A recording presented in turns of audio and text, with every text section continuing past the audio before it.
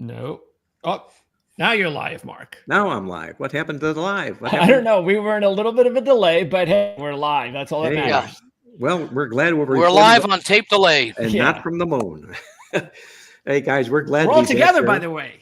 What's that? We're all together. Yeah. It's not like a spaceship launch where you can't retake it. That's good. Are we going to start floating in the air and things like that right now? Does that happen? Feels that way sometimes. Hey, we're all set to go against the spread, guys. This is going to be a great show we've got on tap today. Joining us is Jim Feist, the legend himself from Las Vegas. Andy Iskoe, the original AI from TheLogicalApproach.com in Las Vegas. And our producer extraordinaire, Greg DePalma from Prime Sports Network, as we get set to go against the spread on the card this particular week. I want to remind you that Jim is going to be joining us primarily for NFL football this season. College football, he'll be watching from a distance, but his money all goes into the National Football League. We want to hear what he has to say on the show here today. Also, a reminder once again that we'll be offering our Beat the Pros football contest where you can compete for cash prizes, giveaways, and earn the title of Beating the Pro Line Pros. On the show, we'll be starting out with the NFL beginning next week. Stay tuned when you log in next week for our NFL football show here on ProLine TV. And also, as promised, we're back on the ATS podcast with our NFL predictions and a look at what was the week 0 card. Now we're moving into week 1 of college football. But before we get to that, I want to remind everybody out there, if you haven't done so yet, please click the like button and subscribe. And also, while you're there, ring the bell. You'll do us a big favor by doing just that. Subscribe if you like what we're doing here, and I'm pretty sure you're going to like that.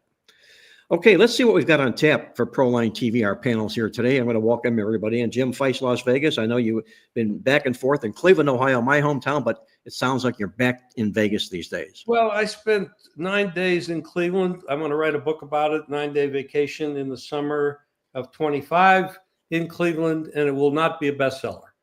I don't even think it's going to get to the print. And I do have a guarantee. The Saints, What's that? Saints or the Browns will not win the Super Bowl. It's a guarantee.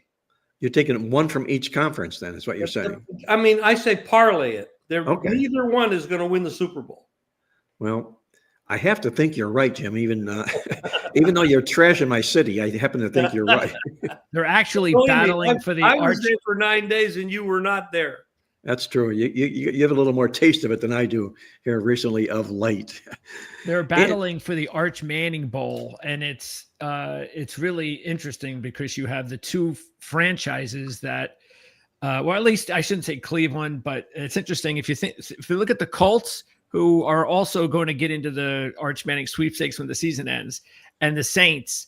That's going to be a very interesting offseason because the Saints are going to end up more than likely with the first pick in the draft. And if they do, they're going to pick Arch Manning if he's available. But let's say if they finish with the second or the third pick and the Colts get like the 15th pick or something like that, well, then that's going to be real interesting in the offseason because the Colts want Arch Manning. And because of their history, and the Saints want Arch Manning because of their history. So that will be a really interesting kind of back and forth. Obviously, the Saints have a much bigger advantage because they'll only be a spot or two away, and they can make it a little easier. Draft capital, giveaways, things of that nature. But then again, if the Cleveland Browns end up with the top pick, then I don't think they're going to give away any of those draft picks, and they'll probably be the one to pick Arch Manning unless he decides to hold out and say, I don't want to go to Cleveland. You know what's ironic? The Browns have been back and forth with 4 and 5 quarterbacks in camp, and they're going to ultimately end up, as you mentioned here, maybe perhaps in the Arch Manning sweepstakes. And that's if Arch Manning decides to even enter the draft. So they've got a lot of mediocre quarterbacks on that program or that football team this year, all perhaps hoping to roll the dice for next year. Mark, didn't Arch Manning's grandfather play for the Saints and they wore the bags over their head? They were called the Aints. Yes. Oh my God. Would he Archie really, Manning? Yes. That was the mid 1970s. Would he really want to go back there?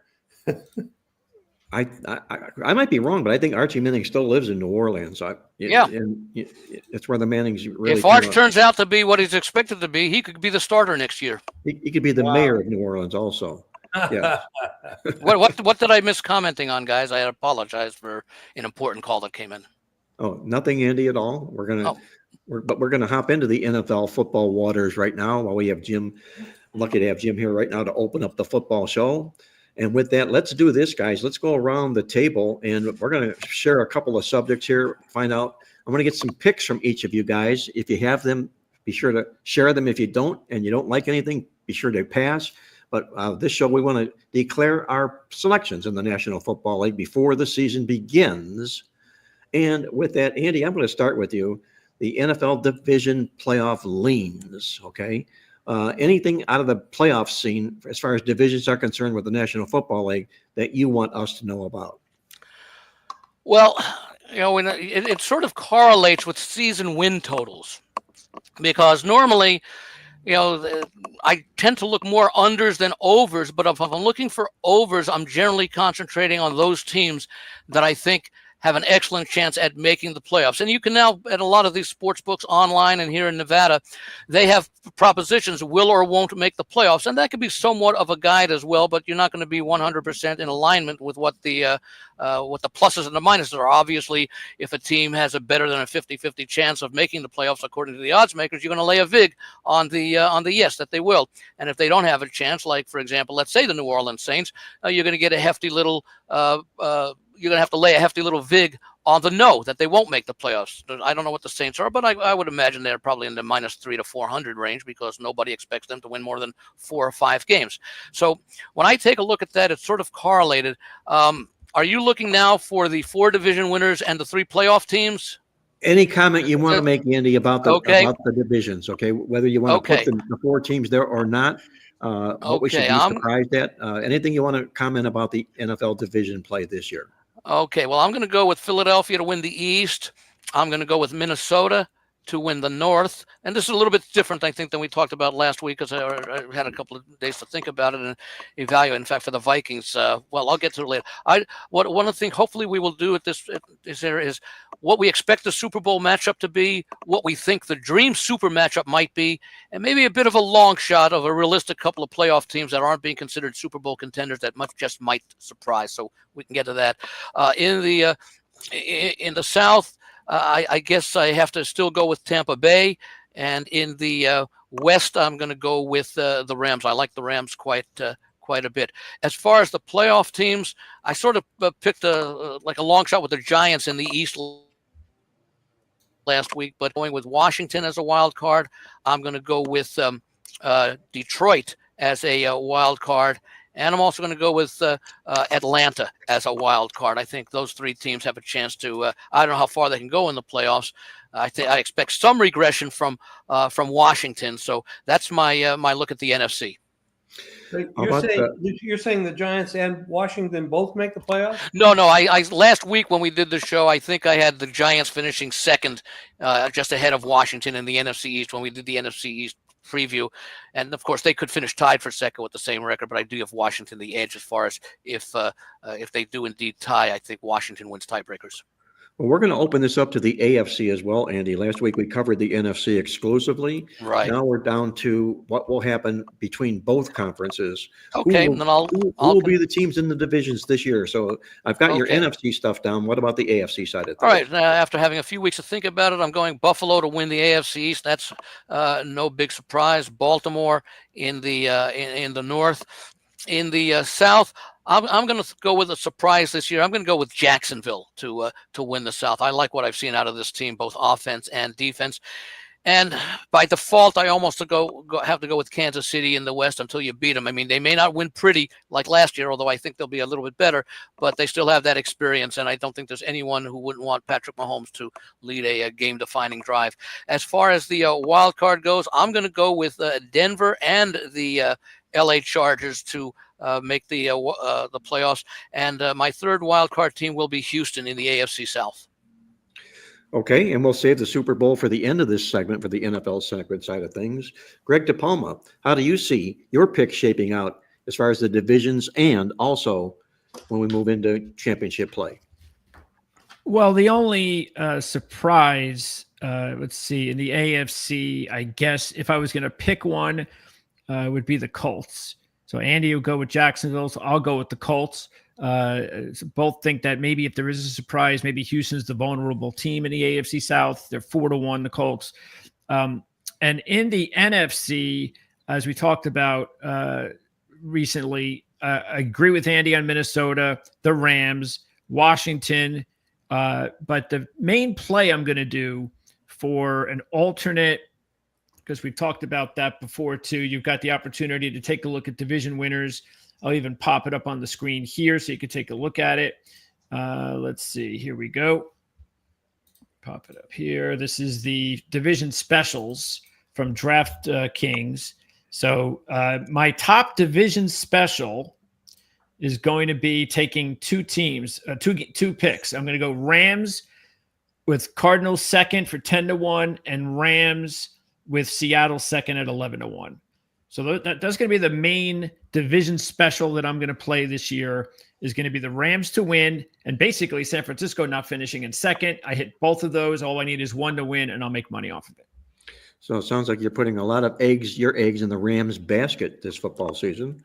In fact, Greg, if you're looking at it, you actually would have San Francisco finishing fourth in the division, since that's the one team that you're not playing, unless your selection on Arizona and Seattle to finish second is based more on the odds than what you think the division finish might be. Correct. Yeah, I'm just banking on. I think Seattle and Arizona have a good chance of finishing in second, and therefore, since I like the Rams to win the division, I might as well take this bet, these two bets, and if one of them do happen to finish ahead of San Francisco and the Rams win the division, then I hit one of them. So I'll be in good shape. Interesting question. If that's the case and it happens that way, what would be the price for San Francisco to finish fourth in that division? Oh, wow. They don't have that, but that would be interesting. Yeah, that would be. Considering you're favored to win the division, now you're saying to finish fourth. That had to be a hell of a. I don't know what the price is. Yeah, you're asking a division favorite to finish last. Yeah, it's got to be a huge price, because I think their season win total is 10.5. If Greg's prediction is correct, they're going to finish fourth, and that's got to be a monster price. Well, and interesting because even I talked to our San Francisco analyst, and that interview's on the channel, as is the interview I just did with our Arizona analyst a couple of days ago. And even a few other people who I've interviewed. And I will be doing Seattle tomorrow night, by the way, and hopefully the Rams in the next few days. But most people seem to agree with me when I go over this with them, that they're all surprised San Francisco is the favorite in the West and that they're this short a price. So most of the people I'm talking to agree with me. And I know we've talked about this, Jim, that why is San Francisco such a heavy favorite to win? And why are they even favored at all? With too many historical injury concerns with key players, which is why I can't put them in the playoffs. Well, the problem, of course, you got to look at the Rams. They're not going to be very competitive if Stafford goes down, and he has a history of that, and this whole back issue. And I don't know if it's real or not, or how real it really is, but he has been around a long time. He's taken a lot of hits over the years, especially in Detroit. So if they don't win and play well and make the playoffs, now it does open it up to Seattle, which has got a whole new regime there, which is a question mark how that's going to click. And then you have Arizona, who typically starts well, but then Murray falls off at the end of the year, and that's been so consistent in his history. Can he maintain a 17-game schedule without starting off really well first 8-9 games and then falling into the toilet? So there's a lot of question marks there. And then San Francisco, they still have a pretty good roster. They still have a pretty good coach, although I don't think he's a great coach. I think he's way overrated when it comes to the playoffs. But in regular season, he's pretty good. And Purdy is, I'm just repeating what Greg Cosell says. Purdy is a very good quarterback. He's a systems quarterback. He's not a Joe Burrow. He's not an Aaron Rodgers in his day. He's not that. But he's definitely a quality system quarterback, and that's what Kyle runs out there, and he does very well with it. So if they can stay healthy, picking up the running back to back up their number one running back, Mr. World, and keep him more fresh throughout the year. They picked up I don't remember who they picked it up from, but a couple of weeks ago or a couple of days ago, they picked up a backup to him, and it's going to take a lot of the handoffs away from him. And and it's going to help them stay healthy. All right, guys, I'm going to share this with you. I'm putting this in the coffee club this week, and it's going to be a real interesting read. And it's about NFL football teams going from worst to first, and how many times it's happened, how many times it hasn't happened, and who the leading teams or contenders would be this year from the 8 divisions. The number one choice, obviously, or not what we're talking about, from going from worst to first is San Francisco this year. The thing about San Francisco that I picked up on the notes of is they've only gone from worst to first one time in their franchise history. That was back in 1970. And in that year, they went from 4-8-2 last. They went 10-3-1 and made it to the NFC title game. That's what. By the way, excuse me, Mark. One thing to keep in mind is how many times has San Francisco finished last and had the opportunity to go from worst to first? Because I would think the history of the 49ers, certainly since the mid-1970s, probably haven't been too many last place finishes. Well, I'm going to quote this article directly. The 49ers have only gone from worst to first a total of one time in their franchise history. So finishing last and then finishing first, it's only happened once for the 49ers. Yeah, and remember, it wasn't too long ago before things really started to kick in for Shanahan, that they had that really bad stretch between Harbaugh and then Shanahan picking things up. Yeah, they did. Yeah, they finished in last place 3 consecutive seasons. Things were not going well. And then boom, they went from 4-12 to a Super Bowl loss. And all of a sudden, San Francisco. But keep in mind too, San Francisco's been, they've had a couple of, even though Shanahan's had 4 runs either at the Super Bowl or the conference championship, his other non-conference championship or Super Bowl runs have either resulted in being in 4th or 3rd place. So it's like he either got, he's had his great season or he has a really bad season. There's no in between. What's interesting about that, according to what Mark said, if they've only done it one time, that suggests to me that the year that Harbaugh took over and had that great initial year, he took them to the Super Bowl in the second year, but the year that he took over apparently was a year after in which I think 4-12, that apparently that was not a last place finish. It might have been somebody worse that particular year. That probably had to be the case. Well, there was a time during the, I think, early to mid teens that the NFC West was the weakest division in football as measured by the 4 teams' win-loss records combined. Hey, let me put you guys in the spot here before we move on to Jim and get his picks and selections. Out of this talk, worst to first, San Francisco is the favorite to become that team, the number one favorite. They're at plus 155 on the leaderboard. Who do you feel is the second most popular team to go from worst to first? And they're at plus 550. Any thoughts or ideas from any of the panel? I wouldn't say the Cleveland Browns. No, but I wouldn't be shocked because of their talent. Their talent does not perform. They don't perform according to their talent level. They've got some good talent on that team. Not the Raiders, though. I'm going to jump in and say this is a wild guess, but because of the dysfunction in the division, other than the leading team, the Giants. Well, that's a good guess. The Giants are number 5 on the list at plus 2,200.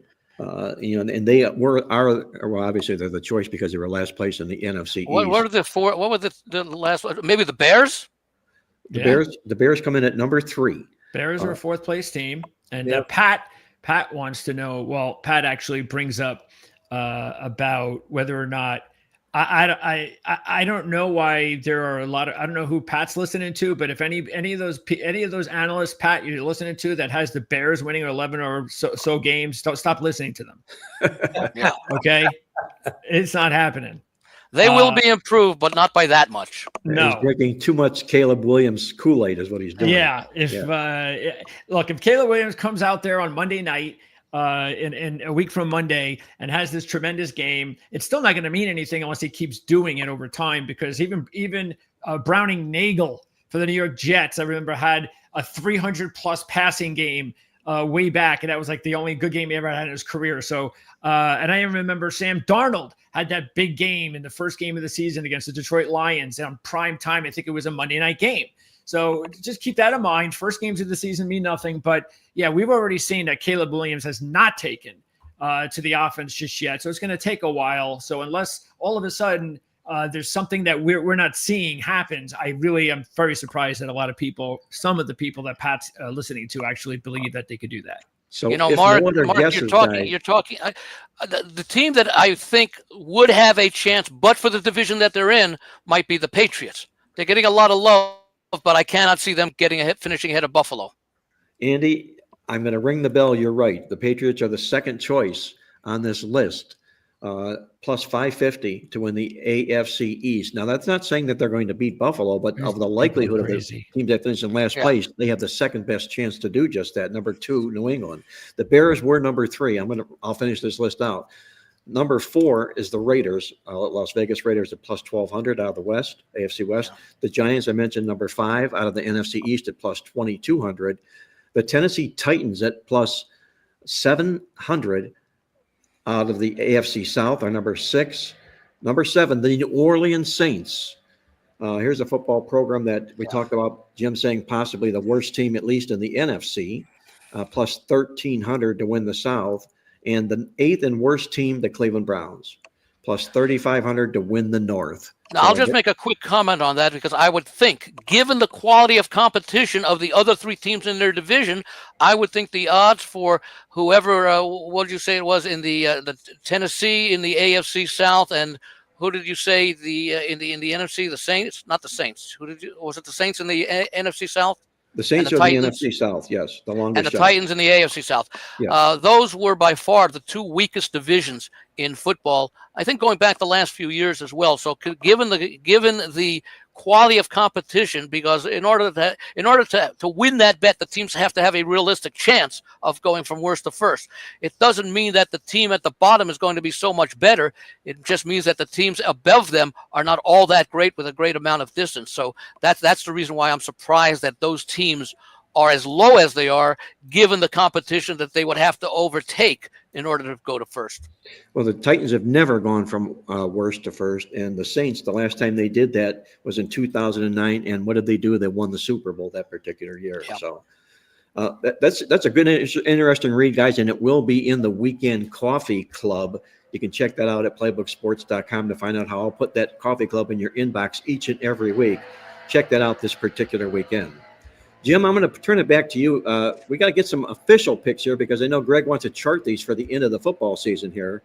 Your choice, Jim, for the NFL division teams that will make the playoffs. What I want to know is, what is the penalty for being wrong? You don't want to know, Jim. Depends on what country you're in, hundreds of thousands of viewers and listeners can laugh at us. Yeah. Okay. Well, okay. In the NFC, these are the teams I have making the playoffs, and I only have 6 of them, and which isn't enough. I like the Eagles. I like the Packers and the Lions. I like the Bucks and the Falcons, and I like the 49ers. And the only reason I eliminate the Rams is because of this issue with Stafford, because actually I feel the Rams, if Stafford is healthy, will win that division. So I would have to plug the Rams in there as my final playoff team. Now, how about the AFC side of things, Jim? Okay, the AFC's actually a little. Well, first of all, like I said, I mean the Jets, the Pats, Miami, the Browns. They're not the Titans, the Jags, the Colts. They're not winning any divisions, and the Raiders and Chargers are not going to win any divisions. So when it comes down to teams that are in, you don't think the Chargers can win with Harbaugh and? No. I do not think. Or you think Kansas City's Jets that much better? I don't think they did enough in the offseason to help themselves, and they losing the offensive lineman that they just paid a lot of money to, Slater, I think is a monster problem. And I do think the rest of that division is just way too damn strong. It's way too strong. Even the Raiders, who I'm a fan of Pete Carroll. I know that they have deficiencies in a lot of spots on that team. However, he's a damn good coach. They got 4 coaches in this division that are all capable of pulling something that's remarkable. They've all been to Super Bowls with several of them winning. You're damn right. So, no, I don't feel the Chargers make it. I don't think they did enough in the offseason. Losing a star offensive lineman is critical. Now, also, I will say this. Harbaugh, I'm a big fan of what he's done. Herbert has been touted as this magnificent player, but I haven't seen it. on the field where I'm just like overwhelmed with this guy. I like him a lot. I think he's got the size, the arm, everything's there, but it just hasn't happened. Now, I got to say this. He had maybe the worst coach in the world before Harbaugh. I mean, that guy was horrible. And so give him credit for that. He might be a whole lot better than that guy allowed him to be. So didn't he last year in the regular season under Harbaugh throw like only 3 interceptions the entire season and then had the disastrous playoff game? He did. And that's pretty remarkable. 3, I don't know how many touchdowns they had, but 3 interceptions is excellent production. It means you're not giving up scoring drives. So here's my 6 teams to make it. 7 teams. Bills, Pats, Ravens, Steelers. Surprise on the Steelers, I'm sure. Texans, Broncos, and Chiefs. Now, I want to bring up something about the Bills and the Ravens. The first game of the season, I'm really asking this question. It's not a statement. The Bills are touted by most people to be the AFC star team to make the playoffs, make the Super Bowl, and win the Super Bowl. But they're playing at home against the Ravens. And they're 1-point favorite at home against the Ravens. No respect. I mean, okay, when you see that, and there's a home field advantage somewhere in here. I don't know what it is, 1 point, 3 points. Some fields have a bigger advantages than others. But isn't the odds maker saying that the Ravens are better when you make that? Yeah. And could you actually see the Ravens ending up favorite in the game? At Buffalo or in that? You're in Buffalo. That'd be crazy. So, I mean, when you're touting the team to be the Super Bowl team, win the AFC, get to the Super Bowl, win the Super Bowl, and they're opening the season against another AFC team that's pretty damn good, and with your Ravens, and they're only a 1-point home favorite, you're actually saying that the Ravens are rated higher. Or they're the better team, yes. Yes. Right. Yeah, keep in mind there is How do you explain that? There are a couple of injury concerns on the Bills. If that's part of it, they do have major questions even going into the season at corner. And the fact that they are ready to go into the regular season with Tre'Davious White as their starting corner is shocking. But keep in mind, they spent a first-round draft pick on a corner. The corner is on injured reserve. Tre'Davious White, who can't stay healthy, hasn't been healthy in like 5 years, is also banged up and may not even play. So they might be down to their like 3rd or 4th string corner on opening night. And maybe that has something to do with it.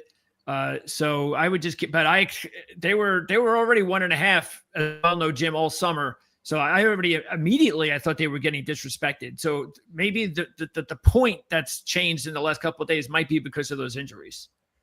So we easily could see the Ravens turning to the favorite. You could. But by game time. Yes. Remember in the playoff game last year, the 27-25 game at Buffalo, Baltimore was a 1.5-point favorite in that game. Well, that's an excellent point Jim brings out about the current line and where those two football teams stand, at least from a power ranking standpoint. I think power rankings don't win football games, though. No, People forget that. No, they help set lines is what they do. Yeah. But, and if they help set lines, what they're basically saying, as Jim said, is the better team here is the Baltimore Ravens. Home field advantage isn't as much as it used to be in the National Football League, at least from a power ranking point rating setup, a situation. But indeed, I think they make the Baltimore Ravens the best team in the AFC. I'm going to share with you guys my division teams and into the championship game so that we can move on here. I think it's rather obvious in the AFC East. It has to be the Buffalo Bills, who I see playing Baltimore in the championship game. Baltimore out of the North. I see Houston out of the South. And I see the Chargers pulling the surprise in the West, knocking Kansas City off. I think Kansas City is going to be in for a bit of a downer year this year. They've got that Super Bowl loser jinx on them. We talked about it on the show last week about how poorly Andy Reid's teams have performed in years after losing a Super Bowl, and they will be targeted. And we all know about how they've fared lately here in one-score games, how fabulous they've been. Well, there's a thing called return to the norm or regression, and I think that catches up with Kansas City this football season. On the NFC side of things, I've got the Dallas Cowboys to win the NFC East because I think they're going to be a vastly improved team this football season here, and Philadelphia will not be the first team in 20 years to repeat as a champion in the NFC East. I think it's the Dallas Cowboys to surprise the Green Bay Packers, who I think play way under the radar. They don't get enough credit for what they've done here. I don't think Jordan Love does either. I think they win the NFC North. I've got in the South, I've got the Atlanta Falcons. I think they're going to be a major surprise team this football season here. It's all about Michael Penix, and I think his maturation, and we're going to see how he really develops as a quarterback this year. Tampa Bay finally loses a division title. And in the West, I'm going to go with San Francisco and ride those favorite odds to do just that. Would it be 4 wild card teams, Andy, in addition to these 8? 3. 3. Okay. Well, three in each conference. 3 from within each conference. Okay. Well, then from the AFC conference, I've got Cincinnati, and I've got Kansas City here, obviously. And I think New England is too much of a popular, wise guy public team this year. I don't know if Mike Vrabel is all that good of a head coach to put this team from where they've been into the playoffs in the very first year. I think it could be a very, very difficult. He'll get the most out of his talent, but the talent is barely playoff compatible. Yeah, everybody I think is getting way too. I played them under 8.5 wins. The reason why they're doing this is 100%. It's about the schedule. They're getting way too out of hand about how easy the schedule is. Like if the Patriots are some sort of loaded roster and they should just be able to cruise over all these teams. I mean, I just, it's too much. That's why I even think that they might have a hard time beating Las Vegas on week 1 because all of this pressure, I think, will actually, we're supposed to be this great team. Everybody picks us. Everybody's picking the Patriots, and the Raiders are going to go into that situation with a veteran quarterback. Nobody thinks the Raiders have a chance to be any good this year, and I think that might tell us an awful lot, even that week 1 game. Yep. We're going to make the Denver Broncos the 3rd team out of the AFC for the wild card. On the wild card side of things in the NFC, I'm going to put the Philadelphia Eagles in there. I'm going to put the Rams in there. And I'm going to put a surprise team in there. I'm going to put the New York Giants to make the playoffs this year. I think this football program is about to turn the corner this year. And again, I think the NFC East is wide open. So that's sort of my take on things. Guys, I want to ask you this question here. Are there any futures, things that we haven't bet on yet that you're entertaining a thought on? A Super Bowl, Yes. a season total, an MVP, anything like that? Andy, go ahead and share with Greg me. pointed out something earlier. He started talking about who's going to finish 1 and 2 in these divisions. Yes. And I think that's an excellent way to increase your odds on because you're going to get plus money on all those bets. So if you like the Rams and 49ers, or like Greg said, Rams, Arizona, Rams, Seattle, that's an excellent way to have fun with these divisions. Like you're picking Atlanta to win their division. Well, maybe you'd like Atlanta, Tampa in that order, or Atlanta, somebody else. That type of bet is it's a lot of fun. You're going to get a little bit of plus odds on that because you're basically picking almost like a parlay. Yep. And I think that's people out there listening to us. They might look at something like that. If you're picking the winner, you're picking the team you're going to think's going to finish second in that division. It's a fun bet, and you're going to get a little bit of plus odds. And of course, the parity in some of the divisions makes the odds even a little bit more attractive. In other words, in the AFC East, you got Buffalo. Well, you're probably going to put them on top, and maybe you'll put them on top, and you'll see what the odds are with the Jets finishing second, the Patriots finishing second, and the Dolphins finishing second. Yeah, you can soften that price up by pairing them up with somebody in that division as well. I'm going to give you 3 Super Bowl exactas that I've done. I haven't finished them all. I'm going with one matchup, Philadelphia. Well, I'm going to go with what I think the matchup will be, what a dream matchup would be, and then a long shot matchup will be. Okay. 1, 2, 3. The dream matchup would be Philadelphia and Baltimore, because I think those could end up being the 2 best teams and provide the most. And it's a regional rivalry also. In fact, I'll also throw in one that I played. I don't think it'll have. It has a chance because I have both teams making the playoffs. Chargers, Rams, Rams, Chargers. Okay, so I'll put that in there as like a second attractive matchup. You're talking about like this, Andy, what I have on the screen? Name the finalists? Yeah. Okay. No, well, the odds are a little bit better because it's the exact. In other words, not Buffalo versus Philly. It's Buffalo over Philly and Philly over Buffalo, and the odds are about twice the 1,800 that we're seeing there. So I think double that. Okay, double any of those odds. Pretty much. Well, a couple of them will be a little bit longer that I'm going to get to. One of the long shot odds. I got two long shot ones: Rams and Chargers. Chargers and Rams. I played those both in the vicinity of 250 to 300 to 1. And I'm going to also put Philadelphia and Baltimore as the one that is most likely to occur. But my long shot one, and I'm going to be playing this one today, two teams that I think have nice young quarterbacks and getting a lot. And I like what some of these teams have done, especially recently. How about the Vikings and the Broncos? Okay. Interesting. Yeah. I like look. Thielen's reunited with the Vikings. They already had a strong roster. Of course, you got Addison out for the first 4 games.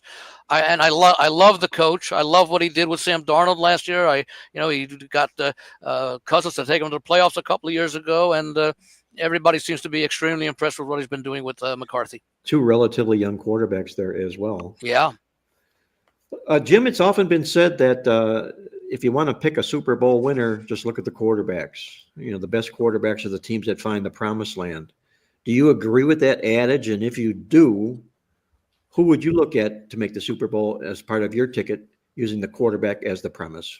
Well, it would have to be Burrow in Cincinnati. I like that. I like including him. The only problem is I don't think that saying is exactly accurate. I mean, he could put up 40, 45 points a game with the roster he has, the offensive line, which we've seen here lately. Yes. The problem is he might give up 50. Andy said it a couple of weeks ago. Joe Burrow is the modern reincarnation. Dan Fouts. The reincarnation of Dan Fouts. I mean, what quarterback was better than Dan Fouts that never got much credit because his defense was so damn bad? Dan Marino to a certain extent, but yeah, I think Marino got credit. Coryell for a longer period. Right. It was the same damn thing here with Burrow. I mean, yeah, terrible. I mean, these quarterbacks are fantastic, but the defense is just. And they did very little in the offseason to improve the defense. Yes, some draft choices, etc. They finally signed Hendrickson, but he's missed all of training camp. So how long will it take for him to be in NFL Week 1 game shape? That would be my first choice. And then if you're going to go with the quarterback, I mean, nobody can deny Mahomes. I mean, he's done remarkable. And if you look at quarterback and coach, you'd have to look at Mahomes and Reed as a potential. I mean, you can't ignore 1-2 tandem. Yes. It's just how do you ignore them? I mean, they won the division 9 straight times. You're looking at relatively new situations with the other teams in their division, quarterback and coach. The only one that's quarterback and coach that's been there together in the past would be Carroll and Geno Smith. Yeah. But they were, I mean, obviously that was in Seattle, but you got new situations basically with Harbaugh and Herbert and, so in Denver, you got the same situation. You got new things that have to be worked out. I like the Denver defense really a lot, and I like the head coach a lot, and I liked what I saw from their quarterback a lot. But he is young, and who knows who's going to step off the cliff? Like, if there's one bad streak, these are young guys that make mistakes. So. But I like Denver. I like Denver to upset the Chiefs, but you can't really ignore. And now, they just got a new player on the Chiefs that's not counted on the roster. She's now official. Taylor. 200. Hey, listen to this. Almost as many followers as we have. 250 million. Oh, he's getting up there with us, Jim. Yes. God. Oh my. By the way, wasn't it Burrow who handed Kansas City one of its rare defeats in an AFC championship game the year the Bengals went to the Super Bowl? He's a fantastic player. I mean, He is. it's really disgusting that people like him and Fouts and stuff, they're wasted on teams. I think the coach is on the hot seat this year. He may not last the season. Well, it should be the owner that's on the hot seat. They had to Yeah, but you can't change the owner. They had a name. They had to sell the naming rights to the stadium in order to pay them. And the other guys, Chase and Higgins. I mean, this is not a wealthy organization or unwilling to spend like others are. I mean, but they're not as rich as the Rams owner or the Dallas owner when they can spend if they want to. But Dallas is another issue. But I saw that you like the Dallas Cowboys to win their division, Mark. Yes, I do. Greg, let me ask you this. What odds do you have for this Super Bowl pairing here, okay, for Baltimore and San Francisco? Well, that's interesting. Baltimore and San Francisco. 40-1. 40-1. That's my long shot right there. That's not bad. And the reason being this, guys, is, and I keep hitting on this, and I know seems like I'm beating a horse to death here, but it's no coincidence that the teams that make the National Football League playoffs year after year after year are the teams that run the football better than anybody else. And it all starts with rushing attempts per game. The two teams that lead the National Football League in rushing attempts per game over the last 5 years are these two teams, San Francisco and Baltimore. That's what Kyle Shanahan will need to do to get the job done and get this football team to do a U-turn this year from last place to first. And I think there's a distinct possibility that they could finish 1-2 in rushing attempts. The championship exacta for the Ravens over the 49ers, 62-1. 49ers over Ravens, 61-1. Wow. Interesting. Nice. For two playoff caliber teams. That's a great idea, Mark. It's a great idea. So we'll take a look and see what happens. But Greg, I hope you're marking these down because we're going to do a little report card grade when we make the playoffs, when the playoffs roll around. He said the penalties are very high if we're wrong. Oh, well, we may forget that show then. Well, I still need to get like your official picks, not wagers, but I got to get your official championship game and Super Bowl picks. So why don't we do that? Why don't we go around the table and say who wants to start with you want to start, Andy, and who you're going to go with, AFC, NFC championship game, and then Super Bowl? Well, I said before, I like it to be Baltimore and Philadelphia. Okay, in the Super Bowl. And do you have a winner? In the Super Bowl, I will go with Baltimore. Okay, championship game, Baltimore versus? I will go with Baltimore versus the Chargers. Wow, okay. Harbaugh v. Harbaugh. Okay, NFL would like that. That's an intriguing matchup, yes. Yeah. And Philly? And I will say Philly will defeat, well, they did it last year. Let's do it again. The Rams. Okay, Philly over the Rams.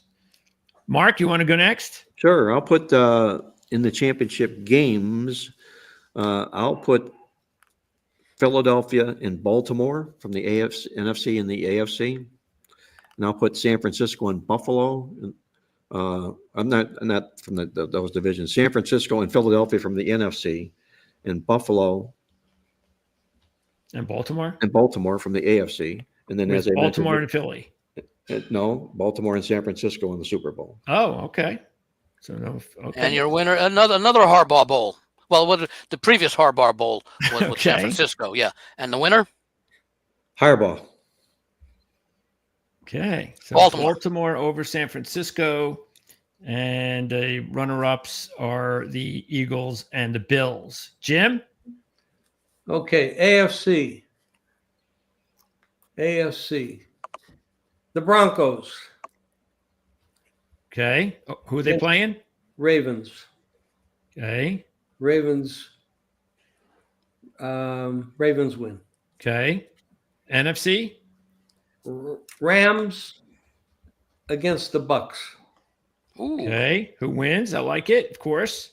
And the Bucks win. I love it. Mm-hmm. Okay. Baltimore, Tampa. Super Bowl.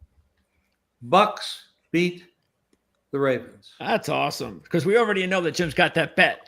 So, and he's got the Baker Mayfield MVP bet, which is what was it, 25-1? I think I got 28-1. 28-1. Okay, love that. All right. By the way, it's a nice price, but I'm surprised it's not a little higher, considering the quarterbacks listed above him, who, especially those like Mahomes and Allen, even Burrow, you could put there. I mean, I like Tampa. I like Baker Mayfield as a quarterback. I think he's got a great shot. I just wish he had a little bit higher odds, given the competition he has to beat. I'm giving a lot of credit to Tampa Bay and Baker, because I like their structure. I don't like that Wars got hurt, which is an offensive lineman, but I do expect him to miss little time, hopefully. But I look for a division that I don't feel is competitive, and it will be easier for them to get into the playoffs in a prime situation. In a 1 or 2 seed. Right. If you look at these very tough divisions, it's going to be a dogfight. It's going to be hard. There's going to be some tough games down the road. If the Bucks play the way I feel they will, and Atlanta is the only real competitor, play the way I think they'll fall off to do, I think at the end of the season, the Bucks will have an advantage getting ready for the playoffs and in a prime situation. So that's one of the reasons. Let me ask you, Jim, do you think it'll be easier for Tampa Bay to win its division, given the expected strength of Atlanta, versus Buffalo in the AFC East winning its division? That's a good question. No, great question, but no, I don't. I think it's probably easier for Buffalo. Yeah. Yeah, well, again, they're in different conferences, so it could very well be that Tampa Bay could be a 1 or 2 seed, because in the 4 divisions in the NFC, they have, I think, the best chance of winning that division. I think Atlanta has a much better chance of creating a problem for Tampa than any of the AFC East teams do for Buffalo. Agreed. Okay, so I'm going to wrap up here, and I've noticed that I have. By the way, I'd like to, before we sign off, I know this gentleman, Pat Suzar, thank you for all the comments. We really appreciate it. Yes, indeed. So there's 3 teams that are in my Final Four that have not been in any of your Final Fours. I think I know one of them. I am going to go with, well, first of all, I'll ask Andy, what team is that? Minnesota. No, but that was a good. They're actually in my top value Super Bowl future plays, so they're in there. So the 4 value teams that I have, well, I'll tell you after this. So my AFC championship is going to be, because I know you guys will love this because you just trashed them. Well, you trashed everything about the team except their quarterback. Is I've got the Bengals beating Buffalo in the AFC championship game. Because I actually do believe that the Bengals defense is going to get back to 2023, 2022. I don't think they're going to be pathetic. And then Detroit, that's right, Detroit, because now there's value. And I also think that overall, I get the whole coordinator thing. I think definitely going to affect them. It should, but they're just such talented team. And I think they're a much more structured team now. And by the way, going with what Mark said, 2 quality running backs to lead the offense. 2, not just 1. And I also think Detroit play, Greg. Detroit will play the Rams. Detroit will beat the Rams in the NFC Championship game, and then I have Detroit beating Cincinnati in the Super Bowl. So, because I will say this, I think that if the 2 coordinators were still there in Detroit, I got a feeling Detroit would be a 7-1 or 6-1 pick to win the Super Bowl. You know what's amazing, guys? That's the first mention of Detroit we've had throughout this whole entire conversation. We have to mention they not only lost. I like Detroit a lot. I thought they should have been Super Bowl winners last year, but they got in the injuries at the end of the year on their defense was horrible, and it was nobody's fault. They just all got hurt at the wrong time, and it was cluster injuries, and they got destroyed. But we got to remember, too, they lost their center, who's an all-star. I mean, superstar. That's a tough position to replace. And not only – And both of their coordinators. Yeah, and that's a lot to replace. And that bothers me about them because I really like Detroit a lot. But I think those losses could – I don't know that it will. I don't know that it will, but it might. Well, they got to stay healthy, that's for sure. Yes. Because if they didn't, just imagine being a Lions fan last year all the suffering you've gone through. You've got the team. They're gonna go to the Super Bowl. They're gonna win the Super Bowl. They're playing as good as any team. The only other team playing as good as them were the Eagles. And then all of a sudden, all the injuries occur and their season's over. I mean, that just has to be devastating. Really bad luck. Excuse me, Greg. Let me interject this here. You talk about all the suffering the Detroit fans have had. I'm gonna throw another team in there. My hometown Cleveland Browns. Other than Jim Brown and Otto Graham, we haven't had a lot to hold our head on. Cleveland is one of 5 teams that has never made it to a Super Bowl, although the team that left Cleveland for Baltimore has made it and won it several times. Yes, they have, but it wasn't Cleveland. That's just another dagger for long-suffering Cleveland fans. Yes, it is. Hey, And Jimmy, in fact, I know you gotta get out of here. in fact, Cleveland and Detroit would sort of be like the Red Sox and the Cubs in the World Series. Oh. Any final thoughts, Jim, before I know you got to bug out? Any final thoughts about the NFL before we head into the regular season? I'm really excited about week 1. We're going to see a lot about, I've been reading some really good stuff about the totals, and I'm going to be doing some stuff with Victor on totals, and I look forward to that. Is this season going to produce a lot more overs in the first couple of weeks than you would expect? Because normally people will say bet the unders in the first case. The defenses are ahead of the offenses. I'm not too sure that's true. I don't know that that's true. We saw an explosion of overs in the preseason. Granted, there's a lot of replacement players out there and backup players, but the way the offenses are run these days, I mean, very prolific, passing-oriented stuff. We know that in the end, when we get to the Super Bowl and the playoffs, the better teams are the teams that run the ball the best, along with passing effectively. But in the early going, I don't know that that's the case. Jim. One of the ways that we might be able to get a hint, I'm sure someone out there has probably tracked it from preseason because we know about all the high-scoring games. How much of the high scoring was due to more offensive starters playing than defensive starters? And perhaps if someone knew what the percentage was for each team, it might be able to explain why we saw certain things. Because I would think that if you had the same number of defensive starters play in the preseason for whatever amount of time and the same number of offensive starters, you might have seen the lower scoring games that we've seen in the past. But I think we've seen a lot more of the offensive starters being rested this preseason.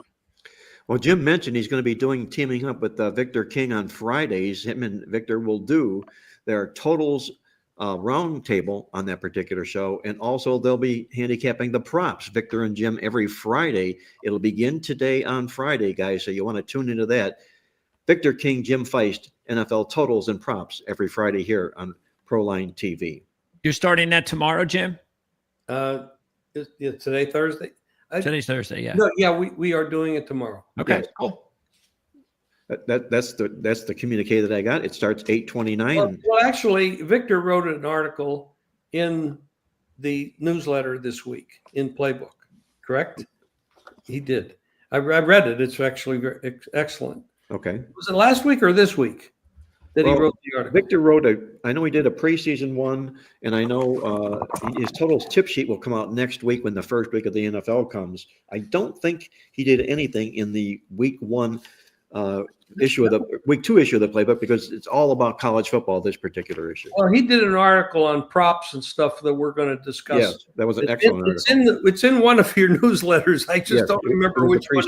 One of the preseasons. So we're going to be doing that.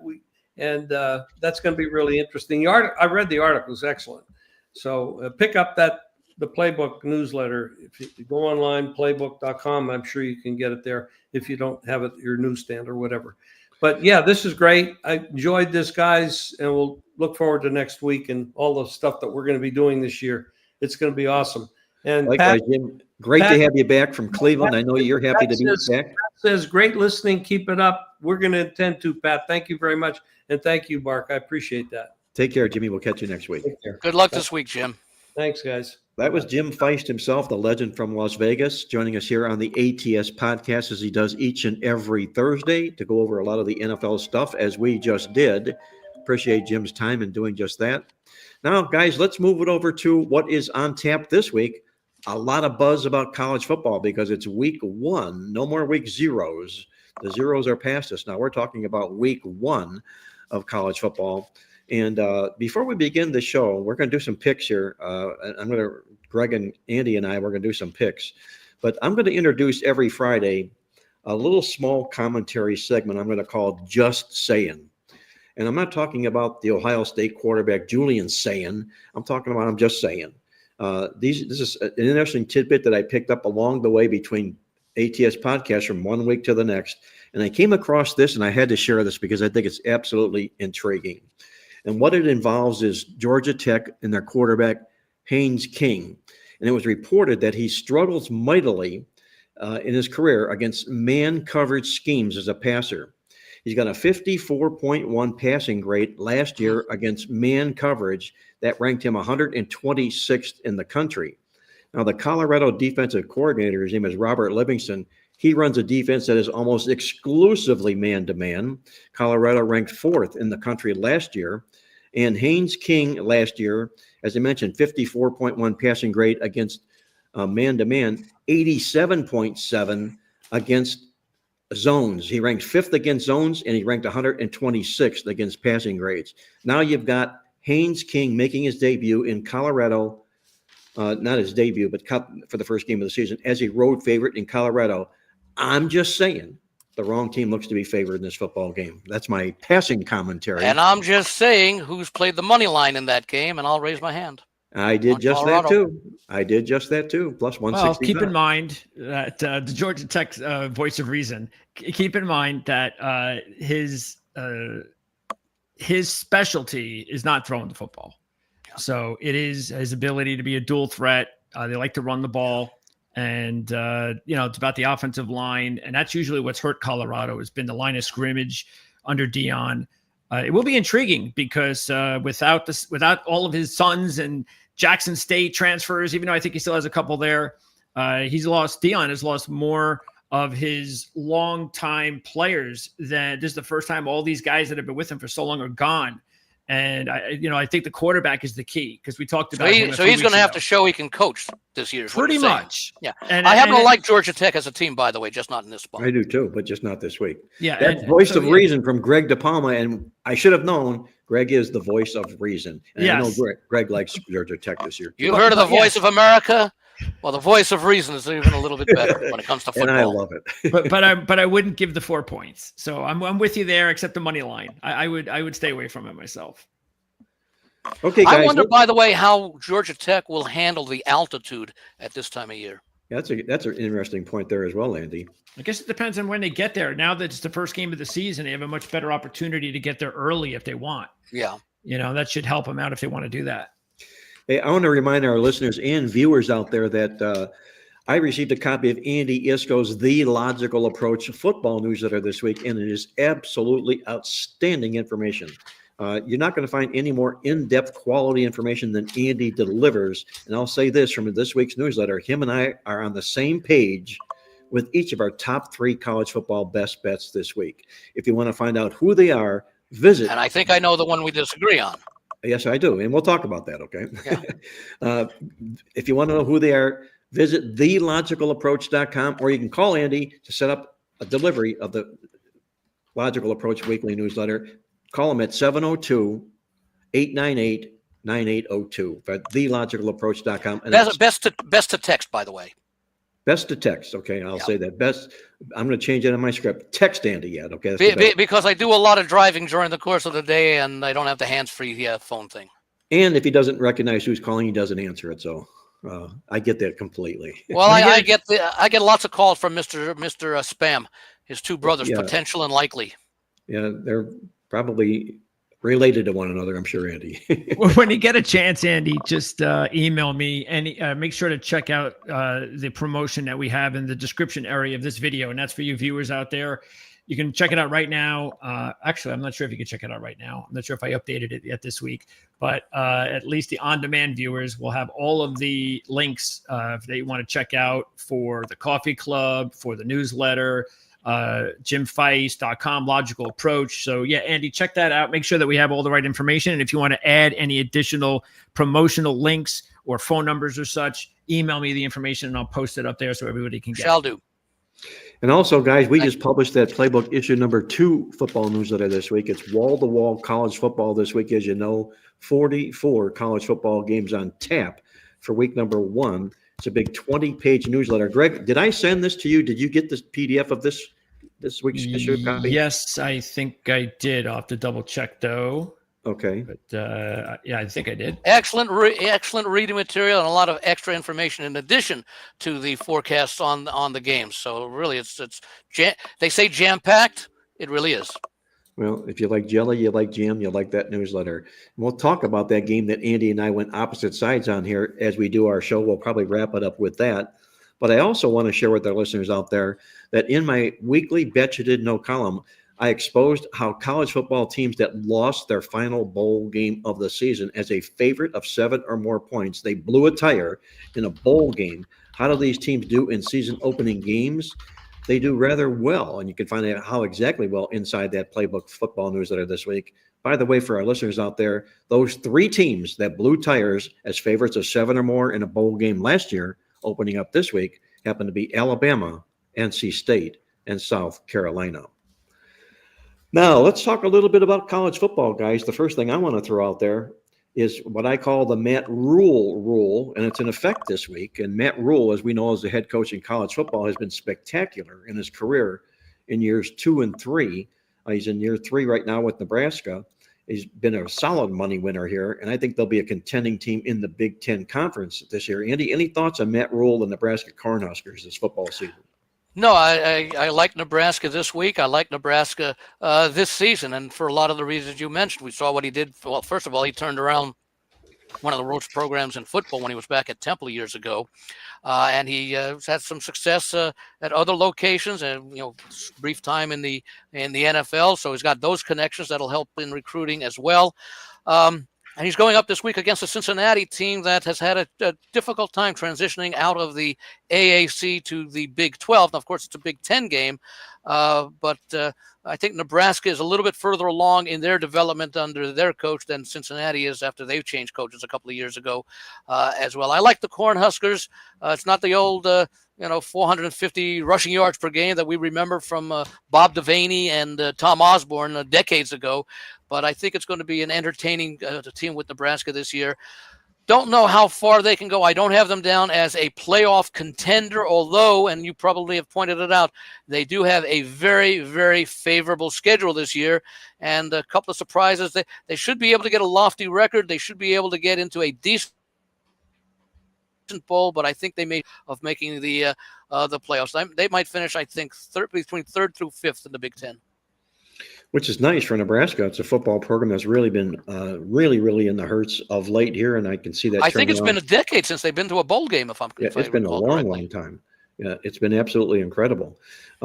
Greg, your thoughts, Nebraska Cornhuskers, on this opening week card? Well, Cincinnati is the point of view I'm going to take because I did pick Cincinnati to be my sleeper in the Big 12, and I think it's clearly a make or break for Satterfield. Obviously, things have not gone well, but let's also remember that Scott Satterfield was the coach, the original coach that got Appalachian State, into being the little darlings of the Sun Belt that we remember them from. Things did not go as well as he would have liked. Excuse me, Greg, was he the one who orchestrated that upset of Michigan years ago? How long ago was it? 10 to 15 years, I believe. 10, maybe. Yeah, probably. It sounds about right. Yeah. Because were they still an FCS team at the time? I believe they were. Yeah, I think they were. Yeah, because he was with them with the FCS, transitioned to the FBS, and then went to Louisville. And actually, people talk about it was just a bad time there, and it wasn't as bad as people say. It's just that things. He had a successful first season, and all of a sudden, South Carolina came calling, and then it just didn't work out for him the rest of the time there because a lot of the fans thought he was already being a Judas. And so he leaves there. He goes to Cincinnati, and yes, things have not gone the way that he would like, but he's got a veteran quarterback returning. He's got a lot of players returning from last year's team. And keep in mind, they lost 4 games last year by 7 points or less. So they were a competitive team. I think they're going to be a better team. On the flip side, they are 0-2 straight up and against the spread in the 2 years under Satterfield in FBS home openers, but they were favored in both of those games. They're the 6.5-point dog here. So I'll take Cincinnati in the points and say that this will be a little bit closer than maybe some people think. That's Greg's voice of reason sounding on our Andy and I selection side on Nebraska. It happened to be one of the 3 games that Andy and I both double agreed on in our newsletters this week. And I can understand Greg's take on Cincinnati in that football game as well. Greg's a taker. When I say taker, I mean he loves the dogs. Okay? Yes, I do. By the way, it was Jerry Moore, not Satterfield, who was it was 2007, the upset. Okay. Big so upset. that was Satterfield was the coach when Michigan got their revenge a few years later. So that was almost 20 years ago. Yeah. 18 years. Wow. Okay. Wow. Time flies. And that's how impressive that upset was that we still remember it so clearly. That's right. Well, another game that Andy and I agreed upon in our newsletters this week, Greg, and we're going to be interested in your take, and I don't think you're going to disagree because this happens to be what I think is an attractive dog on the card, and that's the Baylor Bears when they're going to play host to Auburn. It's an Auburn football team. I think you got to go back. Correct me, Andy, if I'm wrong. Like, when's the last time they had a winning season? I believe it was 2019. Yeah, which is unheard when. And you think of the coaches who were there: Gus Malzahn, now Hugh Freeze, and all that.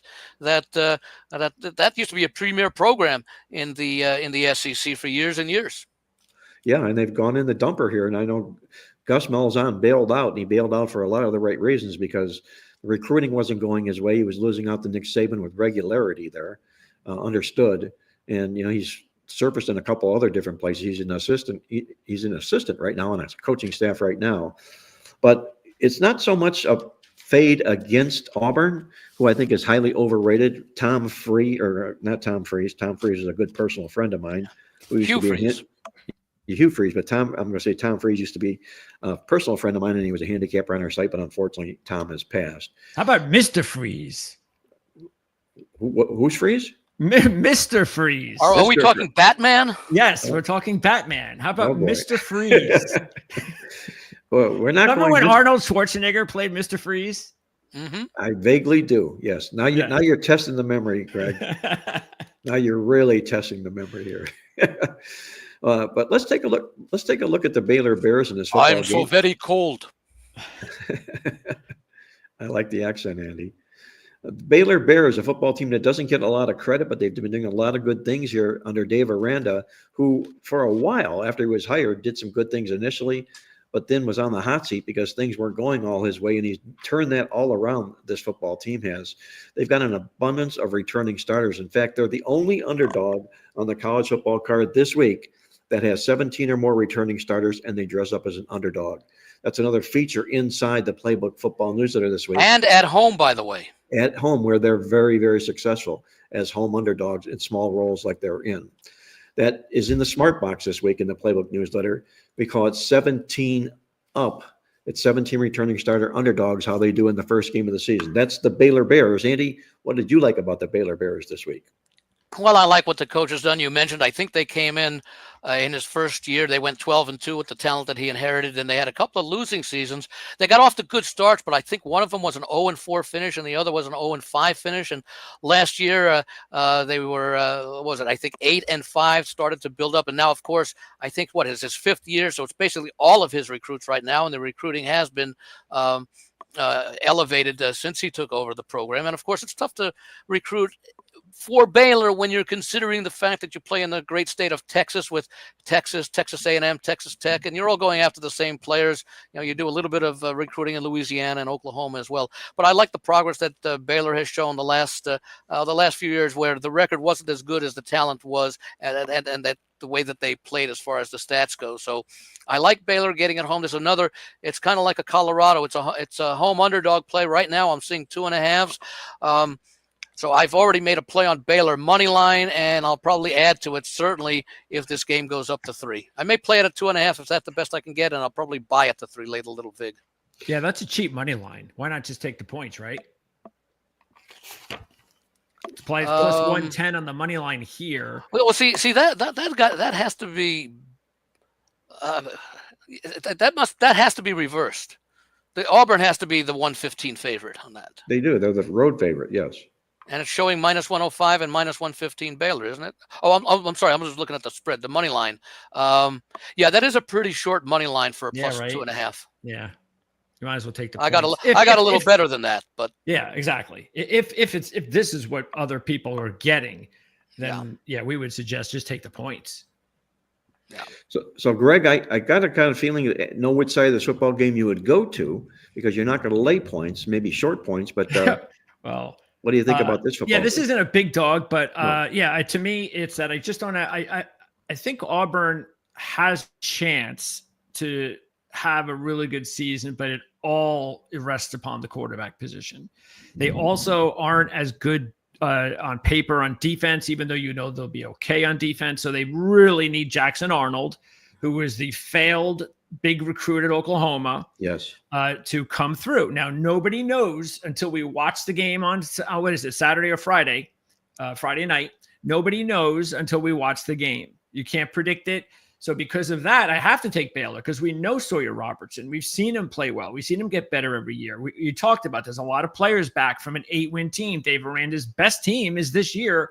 At least it looks like it on paper, and they're at home, and they're a dog. So yeah, it makes no sense to me to roll the dice that Jackson Arnold is going to play well when nobody's ever seen him do it. I agree 100%. I think as we concluded in our write-up there, May thinks the wrong team is favored in that football game. We'll find out. It's early. We have opinions. Odds makers have opinions. They do their work. We do our work, and we'll see where the ball falls this particular week on that game. Now, the third big game on tap this week that Andy and I both agree upon, and I don't know where our voice of reason is going to fall in this football game, but Andy, tell me a little bit about when LSU plays Clemson this week. Oh. You there, Andy? Your mute is on, Andy. Yeah, I had a different page up there. Forgot to take the mute off. But I played this game at the 2.5, which was out there for quite a while before the last week or so. There's a lot of positives on Clemson that I like. I like the production that they return. Both teams return accomplished quarterbacks. In fact, Klubnik of Clemson and Nussmeier of LSU, I think the two second and third choices behind Arch Manning for the Heisman, both with plenty of experience and leadership abilities. And I actually wouldn't be surprised because we don't know how Arch Manning at Texas is going to perform with all the pressure due to all the hype, throughout the season. Whereas both Nussmeier and Klubnik have already experienced a lot of success. So wouldn't be surprised if one of those two ends up winning the Heisman. LSU has struggled in its first game of the season. I think the last 5 years. Including the 3 under Brian Kelly. In fact, they are 0-5 straight up, 0-5 against the spread in opening games of the last 5 seasons. They were favored in all 5 of those games. One of them, they were a big favorite, and that was before Kelly got there. Dabo Swinney, it's not very often that you get Clemson as a very small home favorite, as they are here. In fact, as I say, they're now up to 3.5. But at that number, they've had great success straight up and against the spread over the years. Although it's not been a great number of times. I think it's been about a dozen times in the last 20 years or something, maybe even a little bit longer that they've been such a point spread. When I take a look at these games, I expect both Clemson and LSU to be very good offensively this year, but I think Clemson has a significant edge on defense, and I think that if there's a big play between when you have two offenses that are so prolific at going up and down the field, normally it's the teams that make the best defensive stop, the best defensive plays that win, and to me that's Clemson. You're getting to play them at night, I believe it is, at Clemson, where it's going to be a roaring crowd, and I just think there's too many advantages for Clemson. I think the line is reasonable. If you have an opportunity to buy it down to 3, if you're not a money line player at that price, you might want to do that. But I still have Clemson winning, and I think it's going to be a higher scoring game than you might normally think because of those two great offenses. It should be very entertaining. I'm on the Clemson Tigers. Well, I'm with you there, Andy. This is a football program that I have projected to go as far as making it to the college football championship game this year, Clemson. They're not going to have to beat a lot in the ACC. Miami might be in their path. We'll find out. But coming back as stacked, as you mentioned, Andy, with all this returning production. Number 1 in Bill Connelly's overall returning production rankings. And we're calling that out simply because those teams that have been number 1 in those rankings the last 3 years have been absolutely gold, straight up and against the spread all season long. You've also By the way, got let me just mention that if you're at a bar with some friends and you're going to be watching this game, and one of your friends has been drinking a little bit, make them a side bet that I'll guarantee you the Tigers are going to win this game. Or how about this? Make him a side bet to tell him, I bet you the game is being played at Death Valley. Oh, that goes twice. Yeah. Yeah. That's a Tiger Death Valley parlay. Yeah. What is that? What is it with Tigers and Death Valley? Is that a thing? That's good. You know, I never. Well, LSU isn't Death Valley though, is it? Yeah. Oh yeah. Is that what it's called? Yeah. Yes. Yeah, their home field is Death Valley. Okay. Yes. So it's like, wow, what does that have to do with Tigers? So what we've got here, guys, is we've got the two quarterbacks that might be number 1 and number 2 in next year's National Football League draft. If Arch Manning doesn't come out, you've got Cade Klubnik from Clemson in his 3rd year with his coordinator, Garrett Riley, 3 years at his hip. That makes a lot of experience. They're on the same page together here now, Klubnik and Riley. And you got Garrett Nussmeier on the LSU side of things. Many think he might be the best quarterback in college football this year. Well-schooled. His father was a quarterback also as well. This will be a lot of great viewing in this particular football game. And I'll pass it on to you, Greg, and just remind everybody out there that the Clemson Tiger has got a mean winning streak in season opening games coming into this football contest here. I believe, correct me if I'm wrong, Andy, on this, whether you know it or you don't, I'm not sure, but I think they've won like 21 home opening games in a row, have the Clemson Tigers. I don't see them losing here as well this week. I don't know exactly what the number is, but I know it's more than 10. Yes. Because that's what you show. You only go back 10 years in the preview magazine. In the magazine. It is 21. I'm reading our newsletter. 21 home game win streak for Clemson in home openers. I bet you they haven't played a team as good as LSU though. No, in those home openers. I would say this also.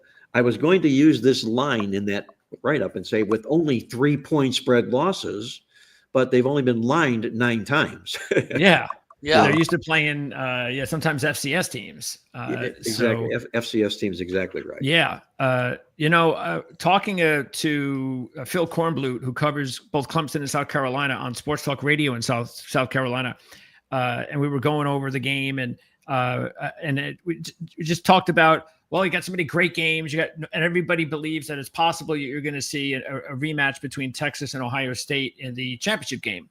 And then I mentioned, well, you know what? Maybe this is the rematch that we're going to get in the NCAA championship game is LSU and Clemson.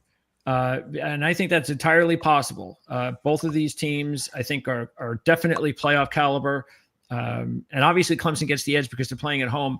I also think that this is a game that's very important for Clemson because this is important for them to showcase themselves and say, yes, last year we were not able to win the big one. We couldn't beat South Carolina. We couldn't beat Texas in the playoff. A lot of people thought we were lucky to get to the playoffs, et cetera, et cetera. So this is a big opportunity for them to show everybody that this is a different season for and for LSU. This might be more important for them because they're facing, of course, an SEC schedule. And they can't afford an opening week win. 3 losses might still get them into the playoffs, but that just shows you, I think we know Clemson's got a much easier schedule. Let's just put it that way. So just keep in mind, it doesn't usually mean anything. The best team will win. But yeah, it's one of these games that I'm just going to stay away from because I just think it's going to be a really good game. But I also want to add that LSU is just 6-13 against the spread on the road under Brian Kelly. Yep. So they are not. By the way, I will mention something to Greg's point. I think this game is even more important for Clemson because LSU's the best team they're going to face all season. Florida State, we don't know about. They don't play Miami. So this is basically Clemson's one opportunity to make a statement against a quality team. LSU can kind of afford the loss because they are going to have more opportunities against better quality playoff caliber teams by playing in the SEC this year than Clemson will have playing in the ACC. That's an outstanding point, Andy. Outstanding. It's what makes it critical for Clemson. Yeah. This will be a marquee win for Clemson. It will be an okay win for LSU because they'll take care of business in the SEC. But this will be the big win that Clemson will need to justify being ranked in the top 10 most football season long. So we're going to put down Clemson for all 3 of us for sides in this football game on Saturday. And finally, guys, let's wrap up the show with the big game of the week, and it could be the game of all of college football. It was last year to end the season. when Ohio State took down Texas in the college football championship game. And what do we have here? Another right back rematch when Ohio State plays host to Texas this particular week. This is the second of two such rematches. The other one, I believe, was NC State playing Thursday night.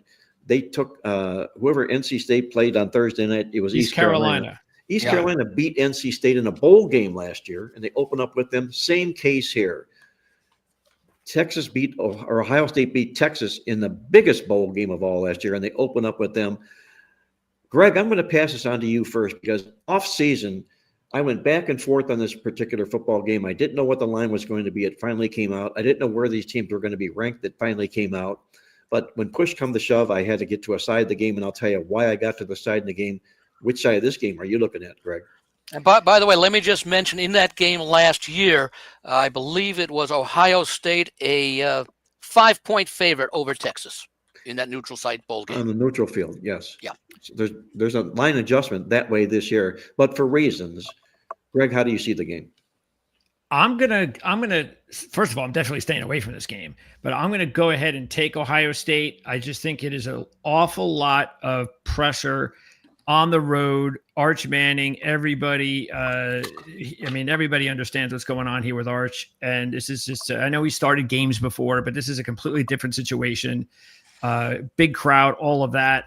And I also understand that Ohio State's playing a very young quarterback who does not even have the experience that Arch has. So that's why this is going to be a very tough game to figure out how these young quarterbacks are going to handle the situation. But Ohio State being at home, I do think that that's a little bit of an edge, and that's the reason why I would take them.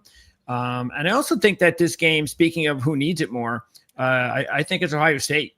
Ohio State will have a few other tough games. I think that if Ohio State loses 3 games with their schedule, they may not get to the playoffs. So, this should be a really fun game to watch with the 2 young quarterbacks. But I don't know. I don't know. I don't like see any. Obviously, you're the one that has all of the odd. I mean, the trends and the history, and maybe you see something that I don't. But because I haven't seen anything that makes me go, wow, that edge just seems to be clearly for one of these teams. I'm just going to sit back and enjoy it. Andy, I know you and I differ on this game in the Logical Approach newsletter, the Playbook newsletter this week as well. Tell us your side in this football game and why it is you like the Ohio State Buckeyes. Well, I'm going to go first with Texas. Steve Sarkisian, 5th year at Texas, 38-17 straight up. Very impressive. That's 2 out of 3 games, a little bit more than 2 out of 3. 28-26-1 ATS. Ohio State's Ryan Day, who often gets criticized, and I'll tell you why in a moment, as most people probably already know. It's his 7th year. Do you know his straight-up record in his first 6 seasons? 70-10 straight up. By the way, it's 70-6 if you throw out games against Michigan the last 4 years. And that's basically what Ryan Day sometimes feels under pressure. So, but not only that, his point spread record, and again, I'm using Mark, the Playbook preview, 44-32-3 ATS during those 6 years. So it's an average of 2 net wins per year. So if you can go 7-5 against the spread every year and pick up, what is it, about 1.5 units after the VIG and steady like that. I mean, it's on average. Obviously, there have been some up years and down years, but that's a pretty good record for a guy who has such an outstanding straight-up record and is often laying huge points. The past 2 years, Ohio State's had an elite defense. Texas's defense was okay, but last year it was just below the elite level, but I would say it was probably still one of the better defenses in the league. Both teams have a lot to replace as far as what they lost from last year's team. I like the fact that this game is being played at home, and I wonder what that's going to do, and I sort of alluded to it in one of the earlier comments about, and Greg brought this up, Arch Manning and the pressure that he may be under. Not because he's a Manning, but because of the hype that has come along with being a Manning. He had his occasional opportunities with Texas, but now the team is relying on him to lead this team a little bit further than they went last year. Going back to the game last year, if I recall, Mark, I think it's from, again, the Preview magazine. In that game, I think it was 28-14, but Ohio State actually outgained the Longhorns by an average of 1.5 yards per play, which is pretty significant, especially when you get 2 outstanding defenses playing against one another that late in the season. So I think under a field goal, and this line has actually come down. I think a lot of places are open 3. I saw it down as low as 1 last night, and I'm not quite sure. Maybe it's the hype of Arch Manning finally making his long-awaited debut, and all the talking heads are talking about it, and Archie Manning and blah, blah, blah, blah, blah. And so maybe the public is finding that, or maybe it's also a setup for some of the wise guys, the bigger players. Let's drive this line down, and maybe we get Ohio State as a pick 'em. I think they're going to pull a Billy Walters in this game here, possibly, then, Andy, right? Billy Walters may be pulling a Billy Walters. We don't know. Well, I'll say this. In our Playbook Football Preview Guide magazine this year, and doing our preseason rankings of the college football teams, we had Ohio State ranked as the number 1 team to win the national championship once again this year for a lot of the reasons Andy alluded to. Also, the fact that defending national champions tend to bounce back really strong again the next year, probably more or less to prove their worth, per se, if you will. But when push came to shove with me in this football game, here's what I came down to.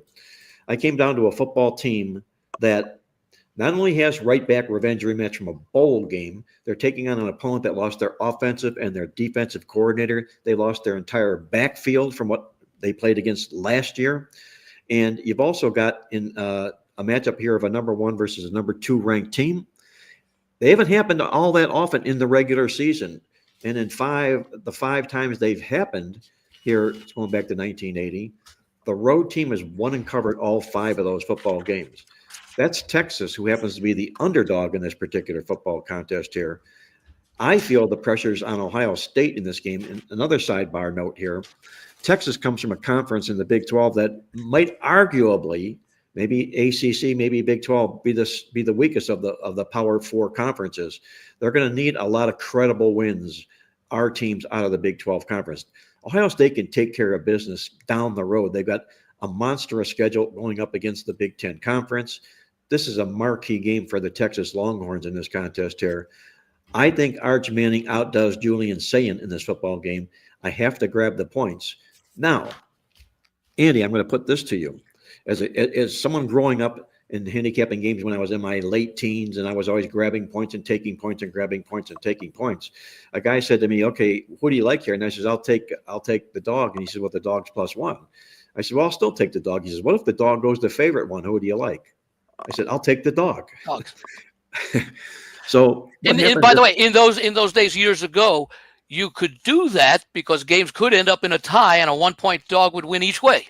Exactly. But you don't have the ties anymore in college football. Yeah, that was a little bit of the thinking behind small dogs. Exactly right. Yeah. So now, come Saturday, we open up our screen, and what do we see? We see Texas -1 or 1.5. Oh, will I play the game? No, because I've already played the game at Texas Plus. So it depends upon the rationale or the fundamental and technical reasons you get to a side, or whether or not you're a pure 100% dog lover in that sense. I'm both, but I'll stay with Texas in this football game. And by the way, this is sort of the opposite of what I was talking about with LSU and Clemson, where LSU is going to have more opportunities than Clemson will to be a big foe. And the same might be with Texas in the SEC and Ohio State in the Big Ten, although both play pretty tough schedules because the Big Ten and the SEC, and you can argue 1-2, 2-1 either way, but there's a clear difference, a clear gap between the SEC Big Ten and the Big 12 ACC. No question about it. Ohio State 1-7 against the spread their last 8 as non-conference favorites of 28 or less, and I was able to get that right here. Yeah, but how about as single-digit favorites of such a small number, where it's more competitive games against good teams? Well, small numbers are going to be largely against competitive teams. But I'm sorry, go ahead. Yeah. Yeah, you'd have to ask Mark. Tomorrow, I will be doing the show on Friday, and I'll definitely go over the games on Saturday's card of college football on the Pigskin Friday show. But obviously, because there's a game today right here. Yeah. By the way, gentlemen, I have to beg out right now. I've got a doctor's appointment to tend to, and well, doctors are often late, but they don't like their patients to be late. Andy, great stuff as always. I appreciate that very much, Guy. Best of luck to you this week in the best of luck to all of us, all of our listeners and viewers.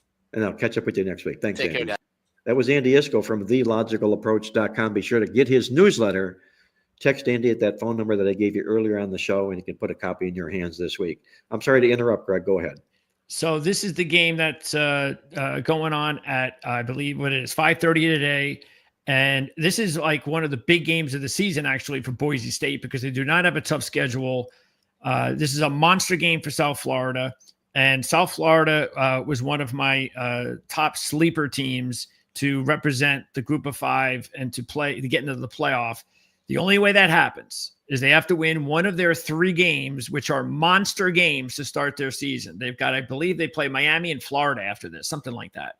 So they're going to be even bigger dogs, and they're at home in this one. I'm going to play them to win. Obviously I like the points, but I'm going to take the 170 on the money line. Byron Brown, who was injured last year, is really a big time group of 5 quarterback that most people haven't really seen yet. And if he stays healthy, he's going to get his opportunity in front of, a national audience, even though it's a Thursday at 5:30, but it's still Boise, and people, when they get an opportunity to watch the second half in prime time, I think he's going to have a chance to really, put his stamp on his season. So I think, and remember last year, Boise they played Georgia Southern early in the season. It was a very close game all the way down to the wire. And Boise likes to do this. They like to go on the road and play these games. They're 1-3 straight up and against the spread in their last 4 season openers, Nice. Including a 36-31 loss at Central Florida in 2021. And again, all of those were road games. So I think South Florida is definitely a dog that you want to be keeping an eye on. I agree 100%, Greg. That's a good analogy. And I think this could arguably be the biggest game in South Florida's football history. Having to host the number 1 ranked group of 5 team who was in the college football playoff last year. This makes USF season, this particular game does here. And this could be when it's all said and done. If South Florida goes on and has a really good season, and so does Boise State, this is the type of game that could decide who does go to the group of 5, because even though it's the very first game of the season, because these 2 teams might be looked at each other as 2 of the top teams to keep an eye on for that prestigious invite. So this could be a bigger game than people think. And I call that a live dog for sure. Good matchup. Good analogy, Greg. And just a quick note here, programming note, guys. Next week here on the ATS podcast on the show, we're going to preview week number 1 in the National Football League, week number 2 in college football. We'll be doing that each and every week moving forward. And I also want to make notice to you guys that go to prolinetv.com website, and you'll see posted there will be our special programming and interview schedules. Greg is taking care of what's coming up in the next week. You'll be able to see who's doing what. Jim Feist with his live Saturday morning betting reports. That'll happen beginning on September 7th. You'll also find Jim Feist Monday morning betting show, early line analysis. That's on September 8th. So check it out at prolinetv.com for the entire schedule of games that you'll be able to see and watch here on Proline TV on the website, also here on the YouTube channel.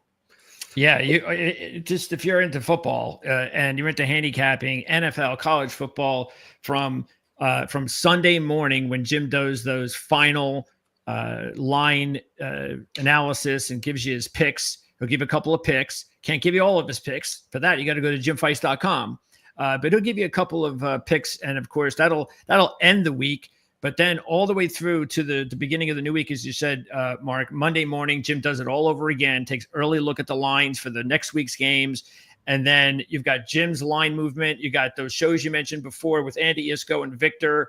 They're talking totals. They're talking alternate lines. They're talking teasers, props. So throw in the fact that I'll be on 3 times a week, Monday, Wednesday, Friday, talking NFL college. Mark and Jim will join me every Friday, starting next Friday. So that's going to be a lot of fun. It's the opportunity, our last opportunity of the week before the weekend, to give our analysis and picks on NFL and college football.